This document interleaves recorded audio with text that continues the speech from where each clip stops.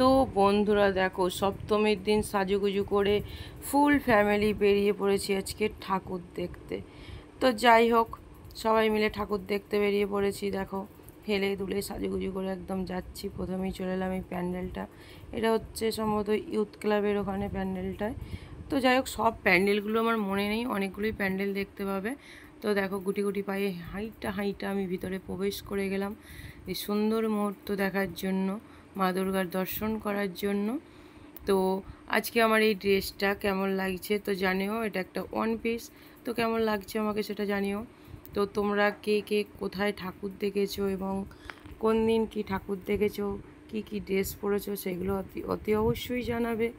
তো দেখো, সবাই মিলে ভিড়ও প্যান্ডেলের ভিতরে খুবই ভিড়। তো যাই হোক, লাইনটা দিতে হয়নি আমাদেরকে, কারণ আমাদের কাছে পাস ছিল, ভিআইপি পাস। তো সেই ভিআইপি পাস নিয়ে ঢুকে গিয়েছিলাম। তো দেখো, হাতে আমার প্রজাপতি একদম উড়ে উড়ে বেড়াচ্ছে। তো এখানে সবাই মিলে ঢুকে গেলাম ঠাকুর ফাকুর দর্শন করে। এই দেখো, সোজা চলে এলাম ঠাকুর মা দুর্গার কাছে। মা দুর্গা তার ছেলে মেয়ে নিয়ে মর্তে স্বর্গ থেকে মর্তে চলে এসছে আমাদেরকে আশীর্বাদ করার জন্য। প্যান্ডেলটাও দেখে নাও, একদম চারিদিকে ঝকঝক তকতক করছে। তো প্যান্ডেল থেকে এবার বাইরে প্রবেশ করব। তো এরপর চলে এলাম, মেয়ের তো বায়না নাগরদোলা চাপবো, ওই বড় নাগরদোলা চাপবে, আমি চাপতে দেবো না। তো যাই হোক, ওই ব্রেক ডান্স নাকি বলে, ওটাতে চেপেছিল। তো তারপর এখানে চলে এলাম একটু পেট পুজো করব বলে। তো এই ব্রেক ডান্সটাতে চাপিয়ে দিয়ে এই দেখো, এখানে ওরা চড়েছে, তো চড়ছে। আর এই সময় ক্যামেরাটা আমি আমার বান্ধবীর হাতে দিয়ে দিয়েছিলাম, ওই যে দিক থেকে হাত নাড়ছে। আমি চলে এলাম একটু পেট পুজো করতে। পেট পুজো বলতে একটু কোল্ড ড্রিঙ্কস খেতে এসেছিলাম। সেই মশলা কোল্ড ড্রিঙ্কস খেতে গিয়ে, মশলা কোল্ড ড্রিঙ্কস না, কতদিন আগে ধোয়া পড়া কোল্ড ড্রিঙ্কস, জানি না কি বিচ্ছিরি একটা গন্ধ ছাড়ছিল। যাই হোক, সেটা আর খাইনি, সবটা নিয়ে রেখে দিয়েছিলাম, হাতে ধরে বসেছিলাম, বাইরে গিয়ে কতক্ষণে ফেলতে পারবো। তো এরা দেখো দিব্যি মজা করে ব্রেক ডান্স চেপেছে। আমার কিন্তু খুবই ভয় লাগে, আমার চাপতে একদমই ভালো লাগে না, মাথা ঘোরে, খালি মনে উল্টে পড়ে যাবো, সে এদিক ওদিক ঘুরে, তো খুবই ভয় লাগে। তো যাই হোক, ওই দিকে আমি আর গেলাম না। ওদেরকে অনেক মানা করেছিলাম, ওরা শুনলো না।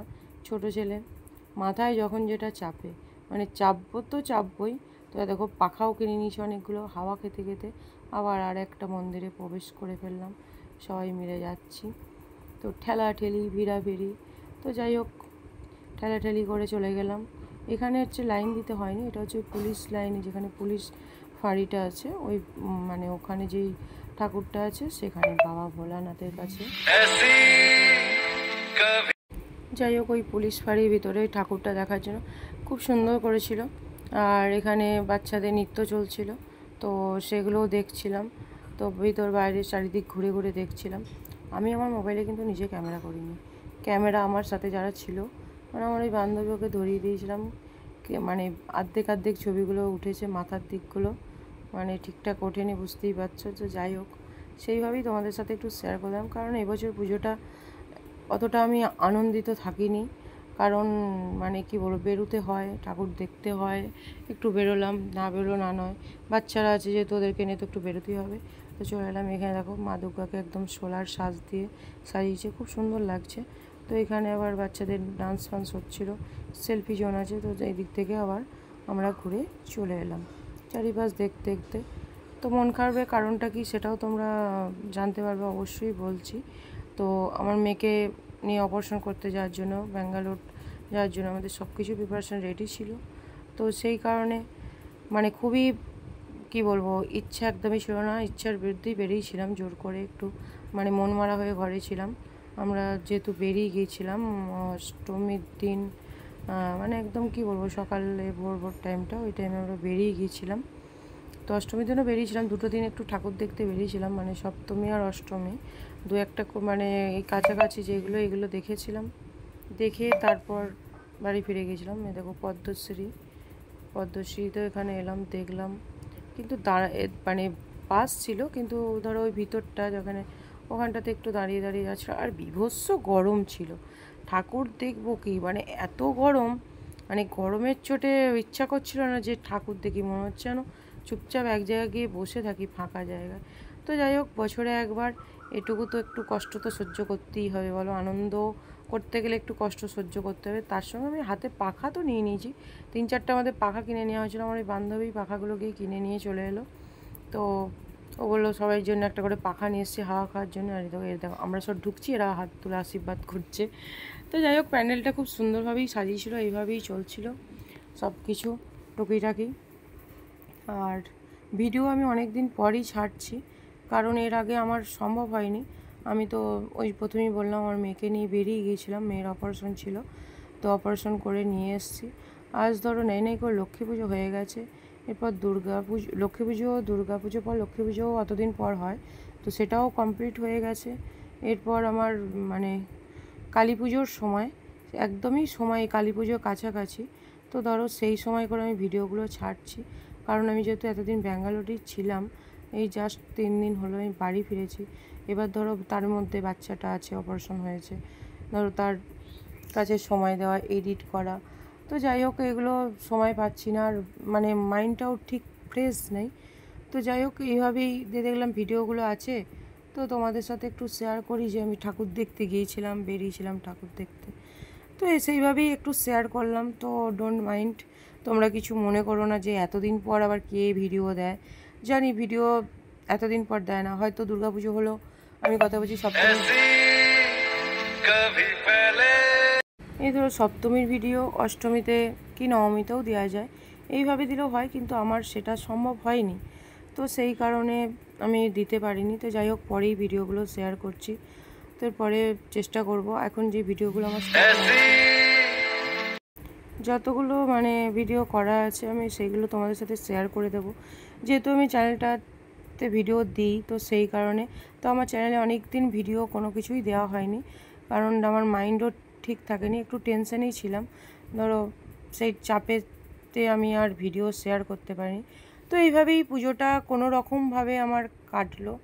তো দেখো এখানে আবার ছাতা দিয়েছে, আমি আমার মেয়েকে বলছি এটা ছাতা নিবি, বলছে না ছাতাটা নিয়ে কী করবো, এত গরম করছে, এখন বৃষ্টি হয়নি যে ছাতা নেবো, এটা ছাতা নিয়ে গরম করছে, বলছে রাত্রেবেলা আবার কেউ ছাতা ফোটায়, গরম করছে, রোদ হলে ছাতা ফোটায়। যাই হোক এইভাবে এখানে মজা ঠাট্টাই আর কি করে সবাই মিলে এদিক ওদিক ঘুরে ঠাকুর দেখে বাড়ি ফেরার মানে বাড়ি ফিরেছি।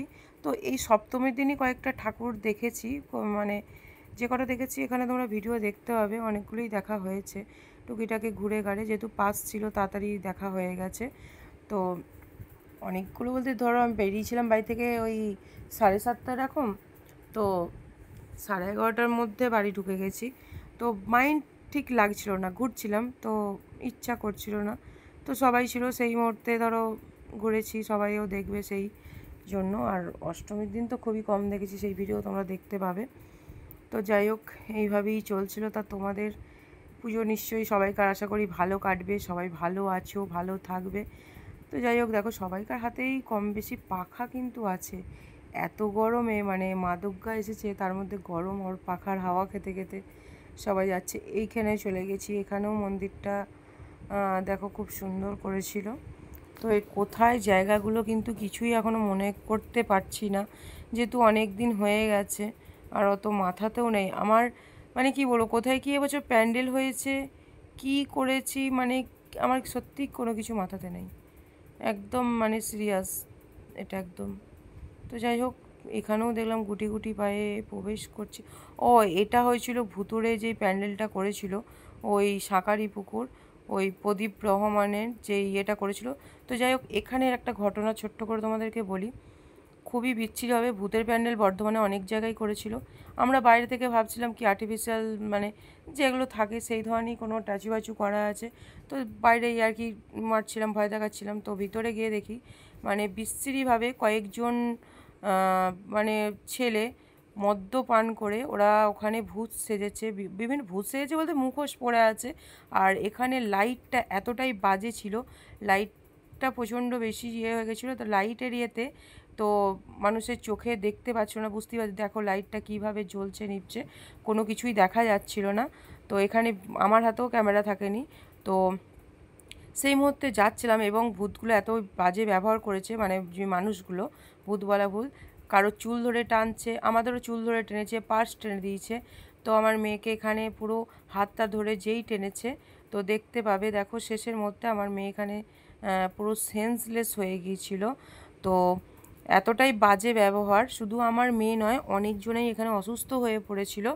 তো এটা মানে কি বলবো, এটা হচ্ছে আমাদের কর্তৃপক্ষদের এর জন্যে মানে খুবই লজ্জিত, ওদের লজ্জা হওয়া দরকার, যেহেতু এরকম ব্যবহার করছে। তো এটা নিয়ে স্টেপ নেওয়া দরকার ছিল। তো আমি কয়েকজনকে বলার পর তারা তো বলেছিল যে ওখানে যাব, তারপরে আমাদের সেরকম মাইন্ড ছিল না, তো ঠিক আছে চলো। তো এই দেখো এরপর যেই ভূতটা দেখতে পাবে, তো ওই ভূতটা আমার মেয়েটা পেরিয়ে যাচ্ছে, তো হাত ধরে টেনে দিয়েছে জোর করে। তো যাই হোক এইভাবেই মানে